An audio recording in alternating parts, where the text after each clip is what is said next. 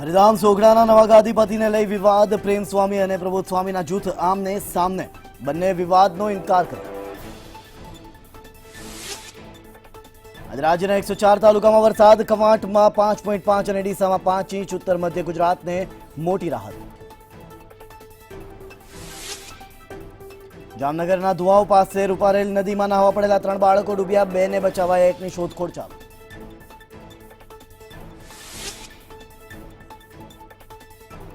આવતીકાલથી વિધાનસભાનું 2 દિવસીય સત્ર. જૂના મંત્રી અને સિનિયર એમએલએને નવા મંત્રીઓને સહકાર આપવા સૂચના.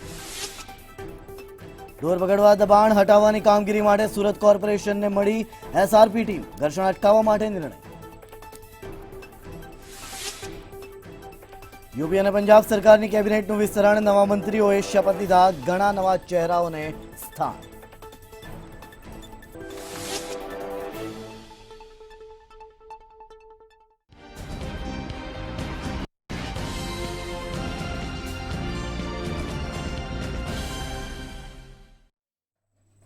નમસ્કાર દર્શક મિત્રો, સીધો સંવાદ સાથે હું જય પટેલ આપનું સ્વાગત કરું છું.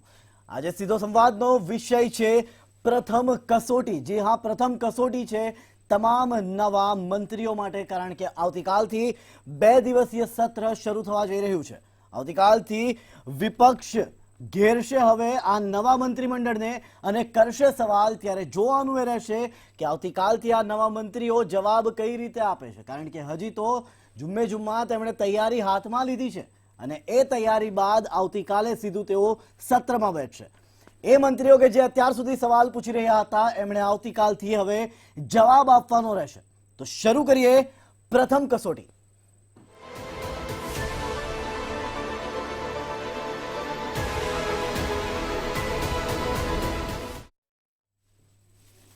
તો આવતીકાલથી વિધાનસભામાં પ્રથમ કસોટી આપશે નવા મંત્રીમંડળના તમામ મંત્રીઓ, કારણ કે જે પ્રકારે નવા મંત્રીમંડળમાં નો રિપીટ થિયરી અપનાવવામાં આવી છે, ત્યારબાદ હવે એમ પણ કહેવામાં આવ્યું છે જૂના મંત્રીઓને તેમજ જૂના પદાધિકારીઓને કે નવા મંત્રીઓને ગૃહમાં વિધાનસભામાં સાચવી લે. ત્યારે આ સમગ્ર મામલે મારી સાથે ચર્ચા કરવા માટે હાલ જોડાયા છે રાજકોટથી વરિષ્ઠ પત્રકાર સુરેશ સામાણી. સુરેશભાઈ, સૌથી પહેલા તો આપનું સ્વાગત છે મંતવ્ય ન્યૂઝના સીધો સંવાદમાં.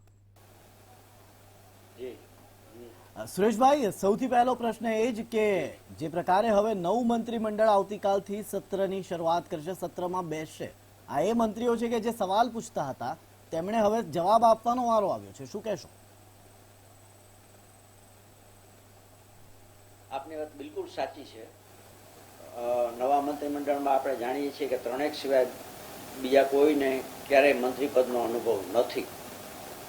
આખી કેબિનેટ બદલી નાખવામાં આવી છે ને થોડાક જ દિવસમાં એમને અભ્યાસ કરવાનો, એમના ખાતાનો, એમના વિષયોનો અભ્યાસ કરવાનો. આવતીકાલથી ગૃહમાં નવા સભ્યો હવે જવાબ આપતા થશે. મહત્વનું છે કે નવી સરકારનું પ્રથમ સત્ર આવતીકાલે મળવા જઈ રહ્યું છે. ગુજરાત વિધાનસભાનું ચોમાસુ સત્ર છે અને ભૂપેન્દ્ર પટેલના નેતૃત્વની સરકારનું આ પ્રથમ સત્ર છે. વિધાનસભા અધ્યક્ષ ઉપાધ્યક્ષની ચૂંટણીની સાથે જ આ મહત્વનું સત્ર કહેવામાં આવી રહ્યું છે. ત્યારે ગૃહમાં ધારાસભ્યોની બેઠકમાં પણ ફેરફાર કરવામાં આવ્યો છે. વિધાનસભા ગૃહમાં સરકારી વિધેયકો રજૂ કરવામાં આવશે. ગૃહમાં રજૂ થનારા સરકારી વિધેયકો ઉપર જો એક નજર કરીએ તો ગુજરાત ખાનગી યુનિવર્સિટી સુધારા વિધેયક, તો ગુજરાત માલ અને સેવા સુધારા વિધેયક, જેની સાથે જ વર્ષ 2021 ભારતનું ભાગીદારી ગુજરાત સુધારા વિધેયક પણ આવતીકાલે રજૂ કરવામાં આવી શકે છે. એટલે આવનારા 2 દિવસ જે છે નવા મંત્રીમંડળ માટે ખૂબ જ મહત્વના રહેશે, કારણ કે તેઓ એક નવી શરૂઆત કરશે જ્યાં તેઓ અત્યાર સુધી જવાબો આપવા માટે ટેવાયેલા નથી. તેઓ હંમેશા સવાલો કરવા માટે ટેવાયેલા છે, ત્યારે જવાબો આપવા માટે તેઓને મદદ પણ કરવામાં આવશે. જે જૂના મંત્રીઓ છે, જે જૂના પદાધિકારીઓ છે, તેઓને પણ ખાસ ભાજપ તરફથી સૂચના આપી દેવામાં આવી છે કે તેમણે તમામ નવા મંત્રીઓની મદદ કરવાની રહેશે. તો વિધાનસભા ગૃહમાં 4 સરકારી વિધેયકો પણ રજૂ થશે, જેમાં 2 દિવસીય ચોમાસાના ટૂંકા સત્રમાં ચર્ચા કરવામાં આવશે. કૌશલ્ય વૃદ્ધિ હેતુ સ્કિલ યુનિવર્સિટી એક્ટ અંગે વિધેયક રજૂ કરવામાં આવશે. તો ખાનગી યુનિવર્સિટી કાયદાના સુધારા વિધેયક પણ રજૂ કરવામાં આવશે. આ સાથે જ ભાગીદારી કાયદા ગુજરાત સુધારા વિધેયક પણ રજૂ થશે. તો ગુજરાત જીએસટી સુધારા વિધેયક પણ ગૃહમાં રજૂ કરવામાં આવશે. આ તમામ ખૂબ જ મહત્વના વિધેયક છે કે જે રજૂ કરવામાં આવશે, જેના ઉપર ચર્ચા કરવામાં આવશે. તો ભાગીદારી પેઢીના વિધેયક માટે પણ ઓથોરિટીની રચના કરવામાં આવી શકે છે, જેમાં કનુ દેસાઈ વિધેયક ગૃહમાં રજૂ કરશે. તો વિધેયકમાં વાંધો હશે તો નિકાલ માટે પણ ઓથોરિટીની રચના થશે અને ભાગીદારી નોંધણીમાં આમ કરવાથી સરળતા રહેશે. અને ઓનલાઈન ભાગીદારીમાં પાન કાર્ડ કરવાનું પણ હવે લિંક કરવાનું રહેશે. પાન કાર્ડ એટલે આ તમામ મહત્વના મુદ્દાઓ છે કે જેની આવતીકાલે ચર્ચા થઈ શકે છે. વધુમાં જો વાત કરીએ તો ગુજરાત વિધાનસભાનું ચોમાસું ટૂંકું સત્ર 27 સપ્ટેમ્બરથી શરૂ થવા જઈ રહ્યું છે. તો માત્ર 2 દિવસીય ટૂંકું સત્ર અનેકવિધ રીતે અલગ રીતે યોજાયું છે. મહત્વનું છે કે આવતીકાલથી આ સત્ર શરૂ થઈ રહ્યું છે, ત્યારે આ સત્રની અનેકવિધ વિશિષ્ટતા પણ રહેશે. મુખ્યમંત્રી ભૂપેન્દ્ર પટેલના નેતૃત્વની સરકારનું આ પ્રથમ સત્ર હોવાથી સરકારમાં ભારે ઉત્સાહ છે. તો વિપક્ષની ભૂમિકામાં કોંગ્રેસ અનેકવિધ મુદ્દા સાથે સરકારનો વિરોધ કરી આક્રમક ભૂમિકા ભજવશે. નવી સરકારનું આ પ્રથમ સત્ર છે અને નવી સરકાર માટે આ પરીક્ષાથી ઓછું નથી, કારણ કે આ એ પરીક્ષા છે કે જે તેમણે હવે આવતીકાલે આપવાની છે. ગુજરાત વિધાનસભાનું ચોમાસું સત્ર છે આ અને ભૂપેન્દ્ર પટેલના નેતૃત્વની સરકારનું પ્રથમ સત્ર આવતીકાલે મળવા જઈ રહ્યું છે. ગુજરાત વિધાનસભાના ચોમાસું ટૂંકા ગાળાનું સત્ર શરૂ થવા જઈ રહ્યું છે આવતીકાલથી, ત્યારે ટીમ ભૂપેન્દ્ર પટેલના નેતૃત્વમાં વિધાનસભાનું આ પ્રથમ ટૂંકું ચોમાસું સત્ર યોજાશે, જેના પ્રારંભે વિધાનસભા અધ્યક્ષની ચૂંટણી યોજવામાં આવશે. તો બીજી તરફ વિધાનસભા અધ્યક્ષ તરીકે માત્ર કચ્છના ધારાસભ્ય તરીકે ગૃહમાં પ્રતિનિધિત્વ કરતા મહિલા ડોક્ટર નીમાબેન આચાર્યએ પણ ઉમેદવારી કરી છે અને આ અંગેનો પ્રસ્તાવ મુખ્યપ્રધાન ભૂપેન્દ્ર પટેલ ગૃહમાં રજૂ કરશે.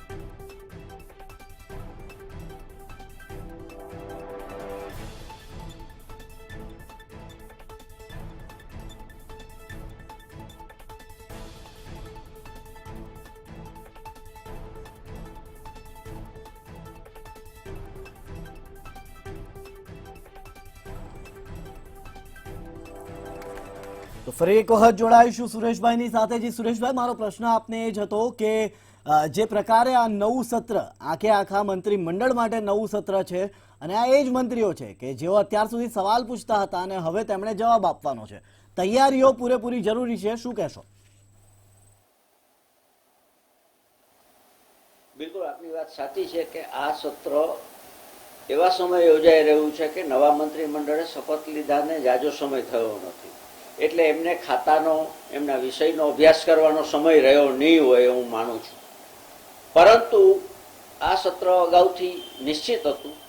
દુઃખની વાત એ છે કે ગુજરાત વિધાનસભાનું સત્ર દર વર્ષે માત્ર બંધારણની જરૂરિયાત પૂરી કરવા માટે યોજાઈ રહ્યું છે.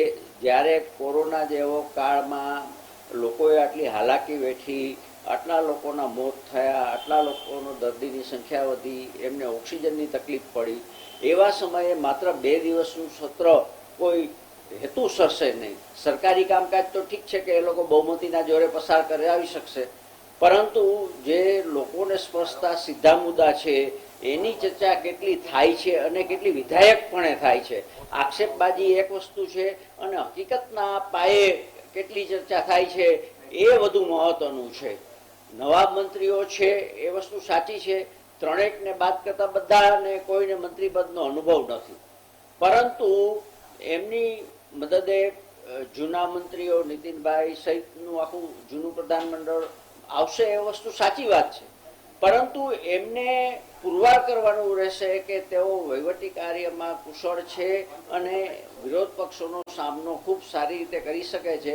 એટલે એ રીતે જોઈએ તો મંત્રીઓની આકરી કસોટી છે. આવતા વર્ષે વિધાનસભાની ચૂંટણીઓ યોજાવાની છે, ત્યારે ગૃહમાં કેવો દેખાવ કરે છે, ખાતામાં કેવી કામગીરી બજાવે છે, એ તેમને ભવિષ્યમાં મંત્રી પદે લેવા કે નહીં એનો એક માપદંડ જરૂર બનશે. જી સુરેશભાઈ, ચોક્કસથી એનો એક માપદંડ ચોક્કસથી બનશે, પરંતુ મહત્વની બાબત એ પણ છે કે આ તમામ મંત્રીઓને, જે નવા મંત્રીઓ છે તેઓને હવે મદદગારી માટે જે જૂના મંત્રીઓ છે તેઓને સૂચના આપી દેવામાં આવી છે. શું કહેશો? બરાબર છે, કેમ કે આગળ પાછળનો ઇતિહાસ ગમે તેટલી તૈયારી કરીને આવે, વિધાનસભામાં પ્રશ્નો બે જાતના પૂછાતા હોય છે, લેખિત અને અમુક વખત ચર્ચા, ખાસ કરીને વિધેયક પરની ચર્ચા. હવે વિધેયક પરની ચર્ચામાં ભલે એમણે મુદ્દા તૈયાર કર્યા હોય, પણ એને અસરકારક રીતે ગ્રહ સમક્ષ મૂકવા અને વિરોધ પક્ષોની ટીકાઓનો, આક્ષેપોનો અને તર્કનો સામનો કરવા માટે તો એમની પૂરતી સજ્જતા હોવી જ જોઈએ. જૂના મંત્રીઓ મદદ કરી શકે, એમને હકીકતો પૂરી પાડી શકે અને ચર્ચામાં હસ્તક્ષેપ કરીને પણ તેમનો બચાવ કરી શકે. પરંતુ મંત્રીઓએ કેટલું સજ્જ છે એ આ 2 દિવસના સત્રમાં પુરવાર થઈ જવાનું છે. જી, એટલે મંત્રીઓ કેટલા તૈયાર છે અને કયા પ્રકારે તૈયાર છે એ ચોક્કસથી આ 2 દિવસના સત્રમાં પુરવાર થઈ જાય એવું છે. સુરેશભાઈ, બીજી એક મહત્વની બાબત એ પણ સામે આવે છે કે હવે આ મંત્રીઓ હજી તો એટલી તૈયારી પણ ના કરી હોય, હજી તો તેમણે અધિકારીઓ પાસેથી આંકડાઓ લેવાના શરૂ કર્યા હશે અને એ સમયે આ સત્ર આવી ગયું, તો હવે તેઓના માટે કેટલું ડિફિકલ્ટ રહેશે. બીજી બાબત એ કે જ્યારે જવાબ આપવાના થશે ત્યારે હવે આ મંત્રીઓ જવાબ આપશે કે પછી અધિકારીઓ જવાબ આપશે?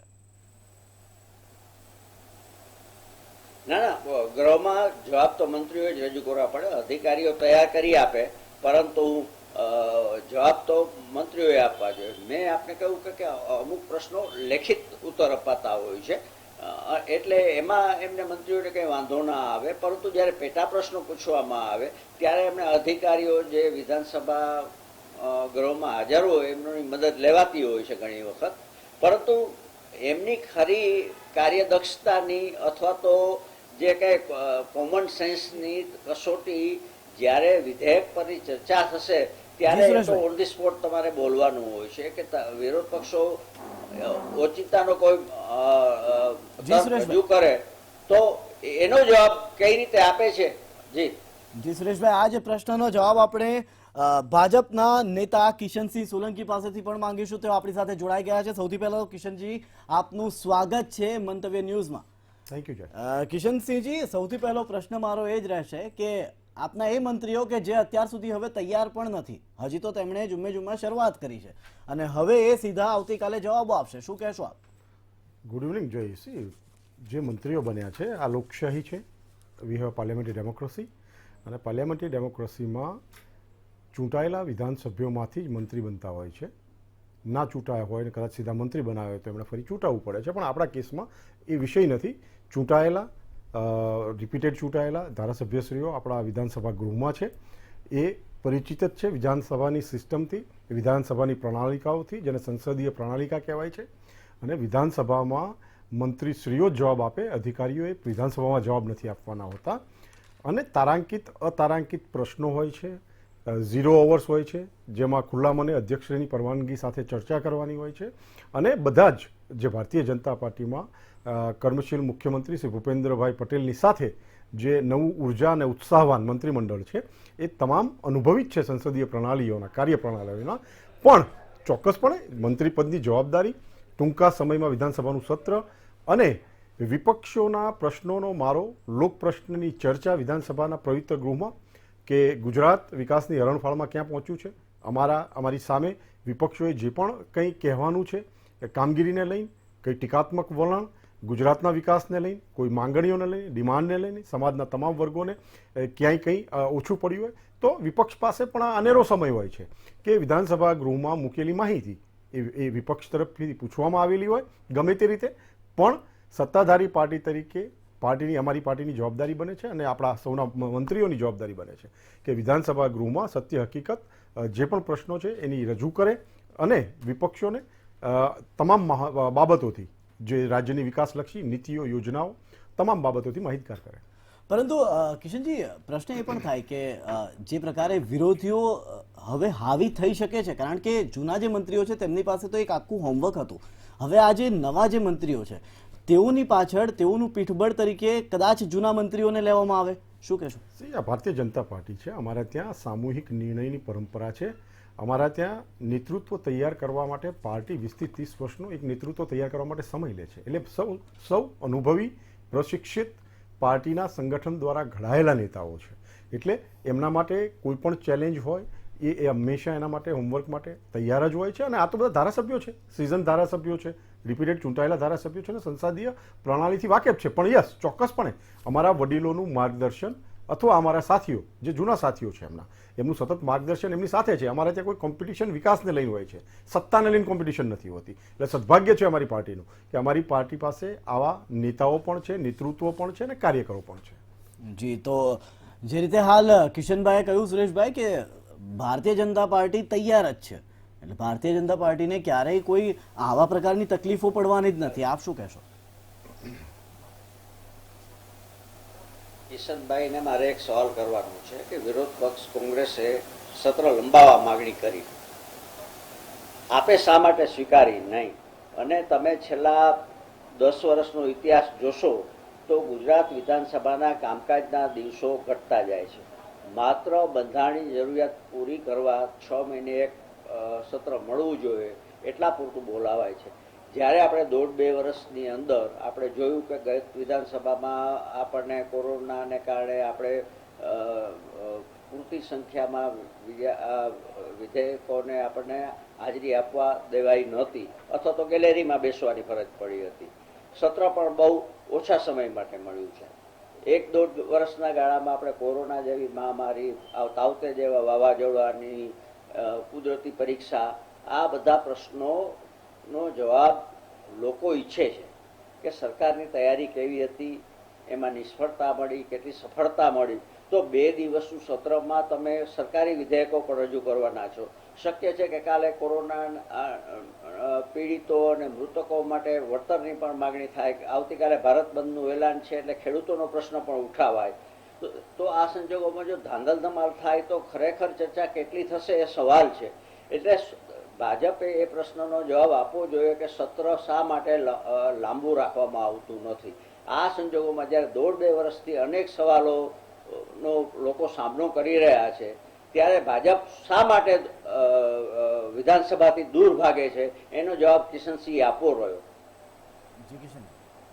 સુરેશભાઈ, આઈ એમ અનફોર્ચ્યુનેટલી કે આપને આટલું જ્ઞાન છે તો અગાઉ શું આ પ્રણાલી કોને ચાલુ કરી ટૂંકા સત્રોની, અને અમારે કોઈ એક ખોટી પ્રણાલી શરૂ કરી હોય તો ખોટી પ્રણાલી નહીં, અમે સાચી પ્રણાલીમાં, સંસદીય પ્રણાલીમાં, પાર્લિયામેન્ટરી ડેમોક્રેસીમાં માનનાર લોકો છીએ, સંવિધાનમાં માનનાર લોકો છીએ, આ દેશના તમામ જે સંસ્થાનો છે એમાં માનનાર લોકો છીએ, વટહુકમ ફાડીનાર લોકો નથી. અને જે વાત આપ કરો છો ચોક્કસપણે વિપક્ષને ઇનફ સમય દરેક વખતે મળ્યો છે, પણ માત્ર રાજનૈતિક પ્રચાર કરવો, રાજનૈતિક પ્રચાર કરી અંધાધૂંધી ફેલાવી, ગેરમાર્ગે દોરવી વિધાનસભાઓને પણ, અને આપે સંસદમાં જોયું, સંસદના ચોમાસા સત્રમાં રિપીટેડ માંગણીઓ છતાં એમની અમે તમામ જગ્યાએ બેસવા માટે રેડી હતા. નવનિયુક્ત મંત્રીઓ હતા આપણા કેન્દ્રમાં પણ, એમની પણ ઓળખાણ એમણે સંસદમાં ના થવા દીધી. ગુજરાત વિધાનસભામાં પણ આપણે ઘણી સમય વરવા દ્રશ્યો જોયા છે. પણ આ લોકશાહીનું મંદિર છે ને લોકશાહીના મંદિરમાં વિપક્ષને સંપૂર્ણપણે અધિકાર છે. એ પણ અમે માનીએ છીએ કે પ્રજાલક્ષી કામોમાં, કોઈ પણ તથ્યોમાં જ્યાં પણ વિપક્ષને લાગતું હોય કે ક્યાંય કંઈ ખોટું થયું છે, ક્યાંય કંઈ કચાશ રહી ગઈ છે, ચોક્કસ પણ અમને અધિકાર છે, બંધારણે આપેલો અધિકાર છે. પણ આઉટ ઓફ વે જઈ અને અંધાધૂંધી સર્જવી અને બેફામ આક્ષેપો કરવા આ વિપક્ષની જૂની આદત પડી. કારણ કે એ લોકો હોમવર્ક કરતા નથી, એમણે ગ્રાઉન્ડના લોકોની સાચી પરિસ્થિતિની માહિતી નથી જોઈતી, એમણે રાજનૈતિક કુપ્રચાર અથવા પ્રચાર કરવો છે ત્યાં. એના લીધે સંસદનો અને વિધાનસભાઓનો સમય આપણે ઘણા બધા રાજ્યોમાં બગડતો જોયો છે. પણ ગુજરાતનું સદભાગ્ય છે, આપણા ત્યાં હજી પણ પ્રણાલી જળવાઈ છે. અમુક હદે બધા જ સભ્યો મર્યાદામાં પણ રહ્યા છે. એટલે we hope for the good કે ગુજરાતની ચર્ચા થાય, ગુજરાતના પ્રશ્નોની ચર્ચા થાય, ગુજરાતના લોકોને પડેલી, ચોક્કસપણે આપ કહો છો મુશ્કેલીઓની પણ ચર્ચા થાય. ચોક્કસપણે અમે પણ ઈચ્છીએ છીએ કે ચર્ચા થાય, અને ચર્ચા થવી જ જોઈએ. તો જ ખબર પડશે કે એ ચાઇનીઝ વુહાન વાયરસમાં કયા લોકો બહાર હતા સેવાયજ્ઞો દ્વારા, કયા લોકોએ મદદ પહોંચાડી, કયા લોકો માત્ર નિવેદનો આપીને રહી ગયા હતા, કયા લોકો માત્ર ટીવીના સ્ટુડિયોમાં બેઠેલા હતા અને બેફામ નિવેદનો કરતા હતા. એટલે ચોક્કસપણે અમે જ ઈચ્છીએ છીએ કે ચર્ચા થવી જ જોઈએ અને ચર્ચા કરીશું જ. પણ જ્યાં સુધી સમય મર્યાદાની વાત છે તો બંધારણે આપેલા અને સંસદીય પ્રણાલીમાં પ્રસ્થાપિત થયેલા નિયમોને અનુસાર વિધાનસભા સત્ર બોલાવાય છે. આપને એમ લાગતું હોય કે ભાજપ દૂર ભાગે છે, અમે લોકોની વચ્ચે છીએ. દૂર ભાગે છે વિપક્ષો અને બીજા લોકો પ્રજાથી. અમે પ્રજાની સાથે છીએ અને સંસદે અને વિધાનસભાએ જે નિયમો બનાવ્યા છે એ નિયમો અનુસાર જ વિધાનસભા સત્ર બોલાવાય છે. અમારે કોઈનાથી અમે કોઈ એવા કાર્યો જ નથી કર્યા કે અમારા નેતૃત્વ એવા કોઈ કાર્યો નથી કર્યા કે અમારે કોઈનાથી પણ ભાગવું પડે. અમે ભૂલ થઈ હોય તો પણ લોકોની વચ્ચે હોઈએ છીએ અને સારું થયું હોય તો પણ અમે લોકોની વચ્ચે હોઈએ છીએ. જી ચોક્કસથી, પણ કિશનભાઈ શરૂઆતમાં તમે કહી દીધું કે આ પ્રણાલી કોણે શરૂ કરી હતી. હા, એમને ખબર જ છે. સુરેશભાઈ,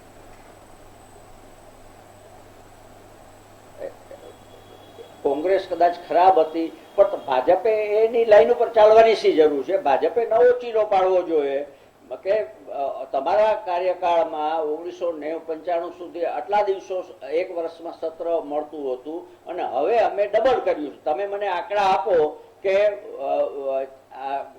ચાલુ વિધાનસભાના 4 વર્ષ પૂરા થવાની તૈયારી છે, કેટલા દિવસ સત્ર યોજાયું, કેટલા દિવસ કામકાજ થયું ને કોંગ્રેસે આ માટે માંગણી મૂકી હતી, તમે શા માટે ફગાવી દીધી? મને કહો કે નિયમો અનુસાર કેટલા દિવસ સત્ર ચાલવું જોઈતું હતું?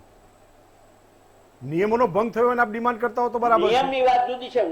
બસ આપણે નિયમો ઉપર સંવિધાન પર ચાલનાર લોકો છીએ, બંધારણ પ્રમાણે ચાલનાર લોકો છીએ અમે. પણ આપણે વિપક્ષ ડિમાન્ડ કરે અને ચાલે એવું ના હોય. મેં પહેલેથી જ વિપક્ષનો કુપ્રચાર કરવા માટે આપણી વિધાનસભા નથી સુરેશભાઈ. બંધારણની જરૂરિયાત પૂરી કરવા માટે તમે સત્ર કરો. બંધારણની જરૂરિયાત પૂરી કરવા સત્ર યોજાય. લોકોની જરૂરિયાત તો ભારતીય જનતા પાર્ટીની સરકારો પૂરી કરી જ રહી છે. કરવી હોય તો સત્ર કેમ લંબાવવામાં નથી આવતું? વિપક્ષ માંગણી કરે લંબાવાય નહીં. નિયમો અનુસાર આપ નિયમમાં ખોટું થતું હોય તો આપ મને પૂછો તો હું ચોક્કસપણે જવાબ આપીશ.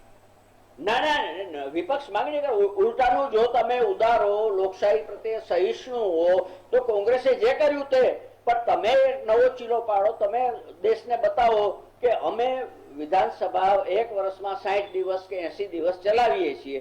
તમે છેલ્લા 1.5-2 વર્ષમાં આપણી પાસે વેલિડ કારણો હતા કે ભાઈ શક્ય નહોતું, પરંતુ હવે જયારે આપણે આફતમાંથી ધીમે ધીમે બહાર આવી રહ્યા છીએ ત્યારે કમસે કમ એક સપ્તાહનું સત્ર યોજી શક્યા હોત. સુરેશભાઈ, આ બંધારણીય વાત છે. અમે તો ભારતીય જનતા પાર્ટીના કાર્યકર્તાઓ તરીકે ઈચ્છીએ છીએ કે 365 365 દિવસ ચાલે અને પ્રજાના પ્રશ્નોની વિધાનસભા ગૃહમાં ચર્ચા થાય. પણ આપ જવાબદારીઓ પણ સમજો છો સરકારની અને બંધારણે આપેલી મર્યાદાઓને પણ સમજો છો, પણ એ મર્યાદામાં રહી અને 365 દિવસ સંસદ અને વિધાનસભા ચાલતી હોય તો હવે ચાલવી જ જોઈએ. હવે સમય આવી ગયો છે અને કદાચ આવનાર સમયમાં આ પણ માગણીઓ થશે, જે જરૂરી સુધારાઓ છે એ પણ થશે નિયમોમાં અને ચોક્કસપણે લોકોના પ્રશ્નોની વિધાનસભા ગૃહમાં ચર્ચા થાય, તરત ચર્ચા થાય, ત્વરિત ચર્ચા થાય. એનાથી વધારે સારું લોકશાહી માટે હોઈ શું શકે? એટલે પ્રસ્તાવ બરાબર છે પણ અત્યારે જે ચાલે છે નિયમો અનુસાર ચાલે. તમે એમ કહ્યું કે તમે એમ કહ્યું કે ભાજપ લોકશાહી પ્રણાલિકા અને સંસદીય પ્રણાલિકાનું પાલન કરવામાં માને છે. છેલ્લા કેટલાય વર્ષોથી ઉપાધ્યક્ષ પદ વિરોધ પક્ષને અપાતું નથી, તો તમે એ કોણે બંધ કર્યું હતું સુરેશભાઈ? આગળની વાત પણ કરો. એ પ્રણાલીનો કોણે ભંગ કર્યો હતો? ના ના, હું એ જ કહું છું. જી, એટલે અધૂરી માહિતી ગેરમાર્ગે દોરકે દર્શકોને મંતવ્ય ન્યૂઝ ચેનલ જેવી ના ના કિશનભાઈ, જ્યાં સુધી હું સમજુ છું સુરેશભાઈ કહે છે કે ભલે કોંગ્રેસે પ્રણાલીની શરૂઆત કરી હતી પણ એને પકડીને ભાજપે આગળ જવાની ક્યાં જરૂર હતી? કદાચ સુરેશભાઈ એવું કહેવા માંગે છે. ખોટી પ્રણાલિકા હતી પણ તમે તો સુધારો. હા, સુધરશે, એ પણ સુધરશે. પણ ક્યારેક જે વ્યક્તિ સામેની વ્યક્તિ મારી માંગણી એ છે કે કોંગ્રેસે ખરાબ કામ કર્યા તો ભાજપે ખરાબ કામ ના, અમે નહીં કે અમે સુધારીશું. અમે તંત્રને, અમે વિષયોને, અમે વસ્તુને, અમે નીતિઓને. બસ એટલે લોકોની અપેક્ષા એવી છે. નહીં, ચોક્કસપણે જી. તો હવે એક સુરેશભાઈ મહત્વનો પ્રશ્ન એ પણ છે કે જે વિધેયકો રજૂ થનાર છે, કિશનભાઈ સૌથી પહેલા હું આપને પૂછવા માંગીશ કે જે વિધેયકો રજૂ થનાર છે એમાંથી કયા મહત્વના વિધેયકો હવે રજૂ થશે આવતીકાલથી શરૂ થનારા 2 દિવસીય સત્રમાં? એક યુનિવર્સિટીને લઈને છે ને એક ભાગીદારી પેઢીને લઈને છે અને એ વિધેયકની પર્ટિક્યુલર ગુજરાતમાં વિસંગતતાઓ ભાગીદારી પેઢીઓના નિયમોને લઈને ઊભી થયેલી છે. એક એ છે અને યુનિવર્સિટીના અમુક વિષયો છે જે વિષયોને લઈને ટોટલ આઈ થિંક 6 જેટલા વિધેયકો છે જે આવી રહ્યા છે અને એ વિધેયકો પાસ કરાવવાની જવાબદારી સરકારની છે. એટલે વિધેયકો પાસ થશે અને આઈ થિંક હું માનું છું ત્યાં સુધી તંદુરસ્ત ચર્ચા પણ આપણને બહુ ઇન્ટરેસ્ટિંગ ચર્ચા પણ વિપક્ષ અને સત્તાધારી પાર્ટી વચ્ચે જોવા મળશે.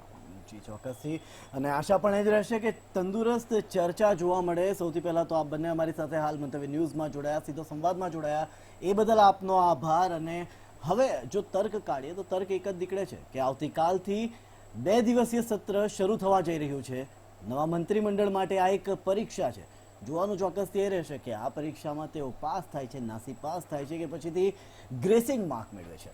વધુ નવા વિષય સાથે ફરી પાછા મળીશું મંતવ્ય વિશેષના વિશેષ કાર્યક્રમ સીધો સંવાદમાં. ત્યાં સુધી મને એટલે કે જય પટેલને આપશો રજા. નમસ્કાર.